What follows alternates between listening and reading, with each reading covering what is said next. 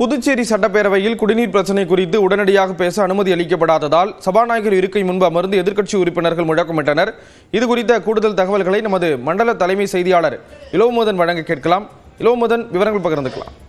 ஸ்ரீராம், புதுச்சேரி சட்டப்பேரவையின் பட்ஜெட் கூட்டத்தொடர் கடந்த மார்ச் 27 முடிந்தது.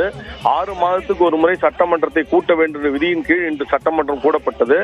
சபாநாயகர் செல்லும் திருக்குறளை வாசித்து இறந்த தலைவர்களுக்கு இரங்கல் தீர்மானம் கொண்டு வந்தார். அதனைத் தொடர்ந்து உறுப்பினர்கள் 1 நிமிடம் எழுந்து அஞ்சலி செலுத்தினார்கள். இதனைத் தொடர்ந்து துணை ஜனாதிபதி ராதாகிருஷ்ணனுக்கு நன்றி தெரிவிக்கும் தீர்மானம் கொண்டு வந்த போது எதிர்க்கட்சிகள் ஒட்டுமொத்தமாக எழுந்து குடிநீர் பிரச்சனை பெரிய அளவில் புதுச்சேரியில் உள்ளது, இது பற்றி பேசுவதற்கு நேரம் ஒதுக்க வேண்டும், குறைந்தது 5 நாட்களாவது நேரம் ஒதுக்கி மக்கள் பிரச்சனை பற்றி பேச வேண்டும், ஏற்கனவே அறிவித்த திட்டங்களை செயல்படுத்தாது ஏன் என்று கூறி கோஷமிட்டனர். அப்பொழுது சபாநாயகர் தன்னுடைய அலுவலை தொடர்ந்த நேரத்தில் எதிர்க்கட்சியினர் ஒட்டுமொத்தமாக சபாநாயகர் இருக்கை முன்பு அமர்ந்து தர்ணாவில் ஈடுபட தொடர்ந்தனர்.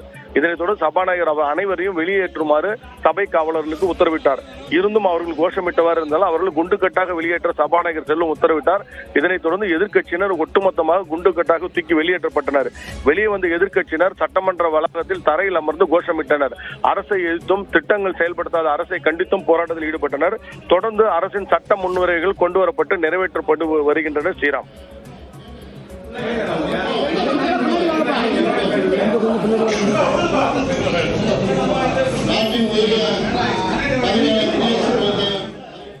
தகவல்களை வழங்கியதற்கு நன்றி இளோமோதன்.